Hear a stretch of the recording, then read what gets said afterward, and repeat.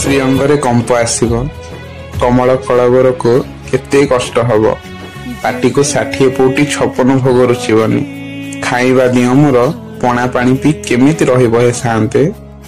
ଭଳିକି ଭଳି ପାଟ ମଖମଳ ପିନ୍ଧିବା ଠାକୁର ମୋର। ଖଣ୍ଡେ ଲୁଗା ପିନ୍ଧି ରତ୍ନ ସିଂହାସନ ଓ ରତ୍ନ ପଲଙ୍କ ତ୍ୟାଗ କରି ଅଣସର ଘରେ କେମିତି ରହିବ ହେ ଚକାନୟନ। ପଖାଳ ଭାତରେ ଘିଅ ଆଉ ଅନେକ ରସାଳ ବିଶାଳ ଭୋଗ ଖାଉଥିବା ବଡ଼ ଖାଉଟିଆ ଦିଅ ମୋର। ପିତା ପଥି ଔଷଧ କେମିତି ଖାଇବ ମଧୁର ଅଧରରେ। ଭାବିଦେଲେ ଛାତି କଣ ହେଇଯାଉଛି। ଭକ୍ତ ପ୍ରିୟ ମୋ ମଣିମା ବିନା ଭକ୍ତରେ କେମିତି ରହିବ ହେ। ଏଭଳି ଅନେକ ଭାବନା ମନକୁ ଆନ୍ଦୋଳିତ କରୁଛି ସାନ୍ତେ। ଆପଣଙ୍କର ଏହି ଲୀଳା ବହୁତ କଷ୍ଟ ଦେଉଛି ମଣିମା।